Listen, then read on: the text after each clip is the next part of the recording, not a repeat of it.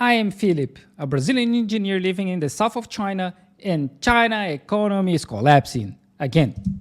The US and China are holding serious nuclear talks. Communist propaganda is coming to a country near you, and China purges 2 former defense ministers. Then more on this week's China News headlines. China news. Let's see. Welcome to China Uncensored. I'm Chris Chappell. This episode is sponsored Looks very professional. by Chuck Norris, the man who creates tornadoes just by punching the wind. Need I say more? Yes? Okay, I'll tell you at the end. Heavy rains have caused severe flooding and landslides in southern China, leaving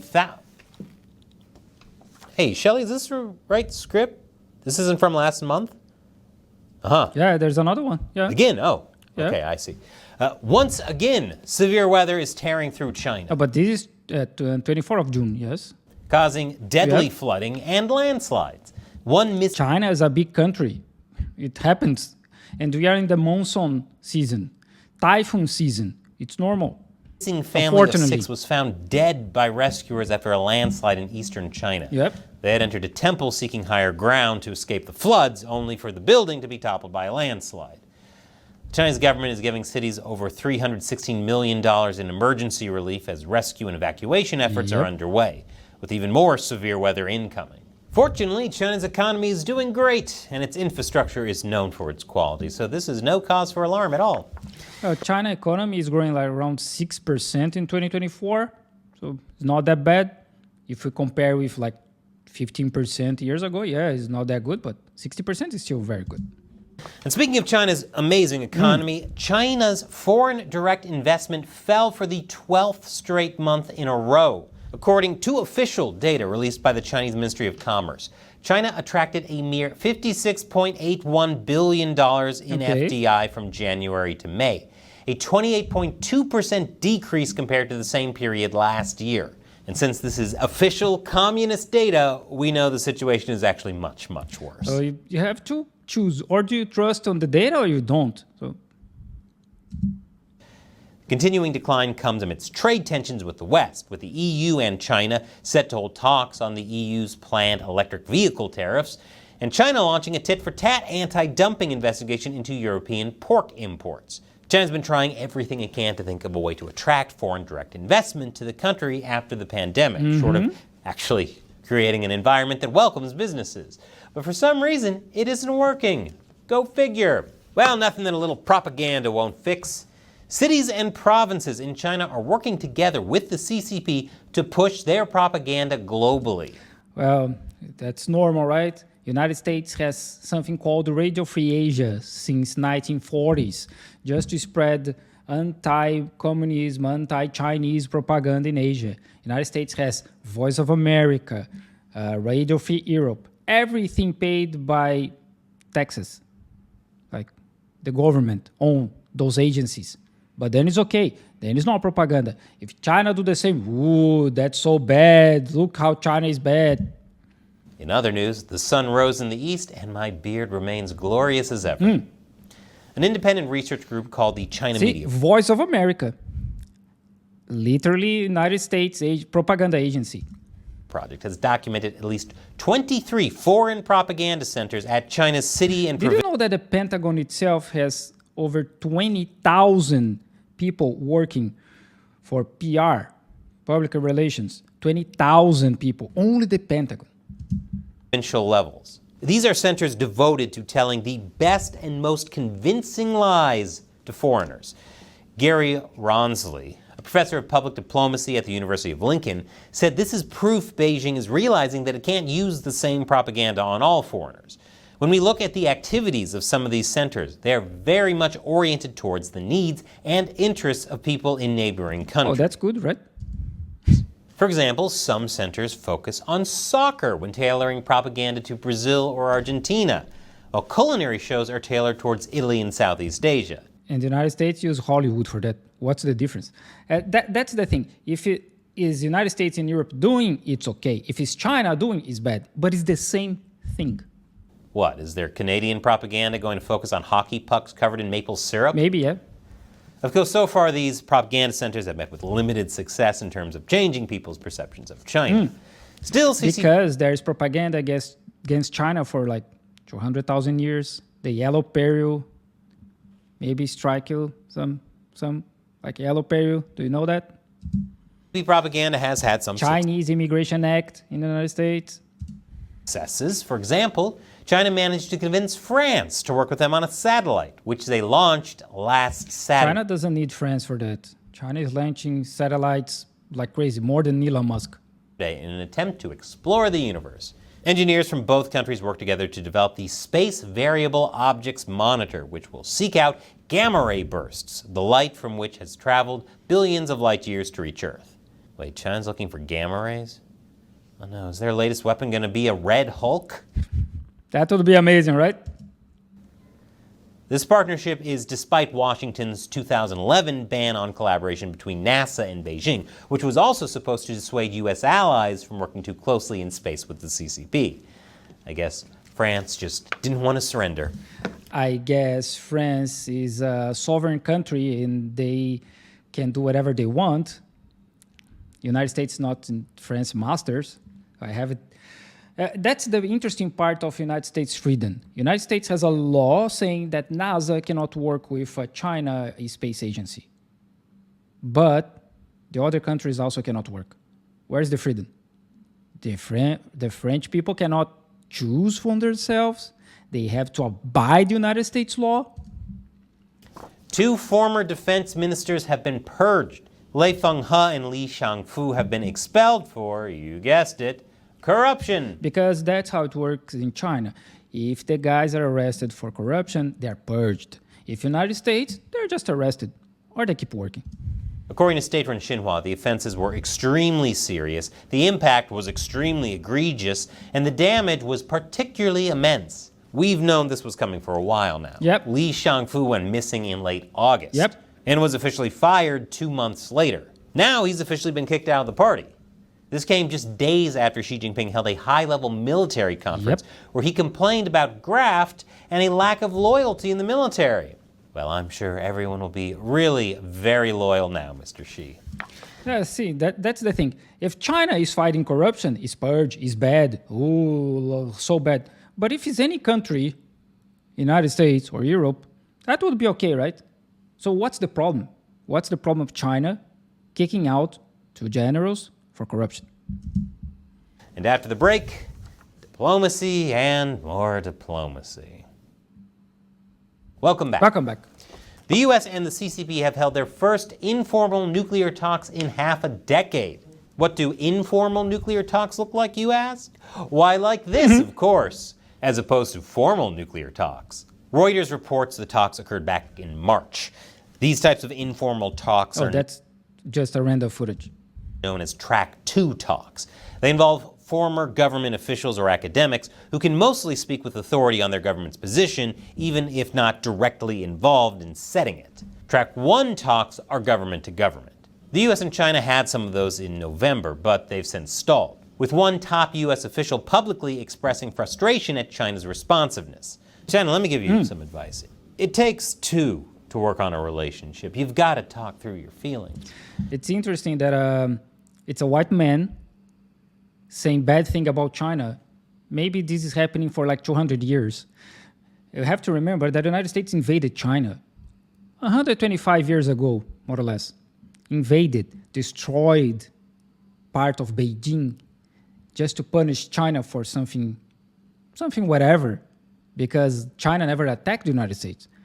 They invaded Shanghai, divided Shanghai, and took part of the city for them, for the United States. And then now you see, I don't know where this guy's from. I would guess he's from the United States, saying China is bad. So this is happening for like literally over 100 years. American delegates present at the recent Track 2 talks said that Chinese representatives said they would not resort to atomic threats over Taiwan. Gee, I wonder why that sounds familiar. You are who you hang. You have to remember that the only country that really used nuclear weapons was the United States. Out with China. David Santoro. By the way, the person responsible for developing the nuclear program in China, rockets programs in China, studied at the MIT, was a Chinese who studied in China, went to do his master's degree in MIT, was the first aeronautical engineer for Boeing. He worked for the United States Army, but then he was expelled from the country for being a communist meeting twice. He was not a communist at all. But because the United States was on the, everything is communism from MacArthur, right? MacArthur. The McCarthyism. He came back to China. Once he was in China, he kept working, developed the nuclear program, rocket program, and the rest is history. A scholar and organizer of these Track 2 talks said the Chinese told the U.S. side that they were absolutely convinced that they are able to prevail in a conventional fight over Taiwan without using nuclear weapons, which isn't very reassuring. Meanwhile, commemorating half a century of diplomatic ties, it looks like Malaysia and China are getting even closer. The Malaysian Prime Minister called That's China how Asia should be.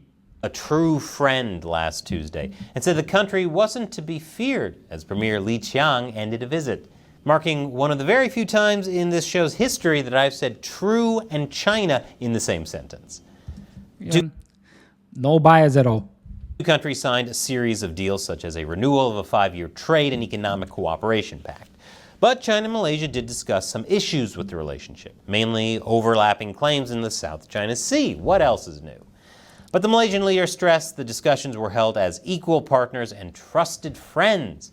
Because who hasn't had a trusted friend randomly decide to invade and claim your swimming pool? Like the United States did for over 100 years, right? I'm from Brazil, so we know pretty well. They didn't invade us, but they helped them impose a dictatorship in Brazil in 1964. And they did the same in the whole South America, invaded many countries in Central America, many countries in Africa, Middle East, China. As their own. Oh, that's just Greg. He's so silly. But that doesn't mean everything is rosy. Did you know that here in Asia, South Korea is known as a colony of the United States? Like Filipinas was.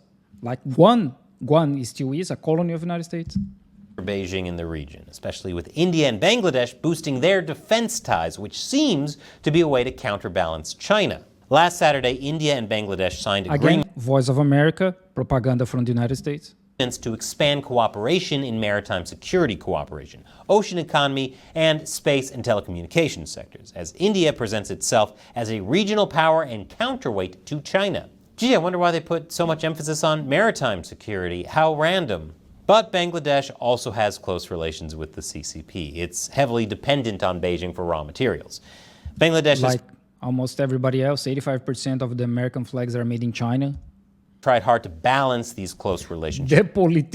The elections materials like leaflets, flags, whatever, are made in China from the United States elections. Over the years, as well as its good relations with the U.S. International politics is a messy love triangle. And Taiwan's defense He keeps playing with these papers as if he has any notes there, right? ministry reported that between June 20th and June Maybe I should 22nd, wear a suit as well to give more credibility. in just 2 days, China sent 66 warplanes into Taiwan airspace. You can tell that's a very interesting point because half of Taiwan airspace is inside China mainland. It's easy to Google it. Look for Taiwan airspace and you see that half of it is inside China airspace. So if the airplanes are flying over China, they still can say that is invading Taiwan airspace. Seriously, China takes trying to cut down its carbon emissions by the amount of jet fuel it burns, which would even make Taylor Swift go, that's just downright irresponsible. According to the Taiwanese Ministry of Defense, some of the aircraft flew within 31 nautical miles of the island. These maneuvers and violations coincide. And this case was very close to Taiwan. With the CCP enacting death penalty laws for those it labels supporters of Taiwanese separatism, which is a totally reasonable and not at all unfathomably unhinged reaction to people calling a country a country. Even the United States say that Taiwan is part of China. So what are you talking about? There's only 12 countries in the world who says that Taiwan is not part of China. So again, what are you talking about? Taiwan was part of China for centuries.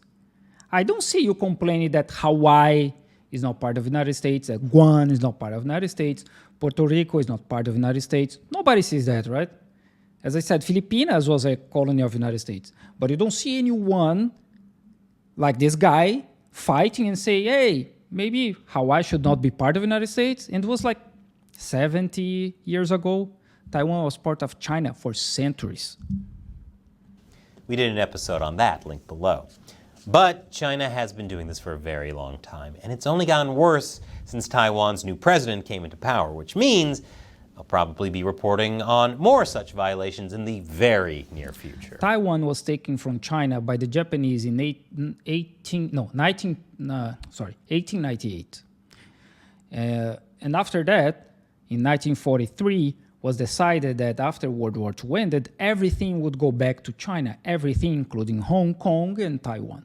But once the Civil War ended in China, Chiang Kai-shek, the loser, the guy who lost, flew to run away to Taiwan, and he started a dictatorship with United States support until he died in the 80s, I think 84. Because dictatorship depends if the person is friendly of the United States or not. If he's a friend, it's okay. If it's an enemy, then it's a dictatorship. So this guy was in power for 30-something years. It's called the White Terror, or the time he was a dictator in Taiwan. And everyone says Taiwan is part of China. There is no discussion about it. And hey, have you ever wondered what the legendary Chuck Norris is up to these days? Well, at age 84, he can still kick butt, even while standing with he was a 7-time karate champion, I think, world champion, something like that. both feet on the ground. Chuck Norris can beat the sun in a staring contest. Chuck Norris can charge a cell phone just by rubbing it against his beard. Seriously, how is Chuck Norris still so awesome in his 80s? He did this by making one change, drinking morning... No. I'm not going to watch this. Well, that is... See, those guys, like this guy, or even Serpentier, his friends, they talk a lot about China without any evidence.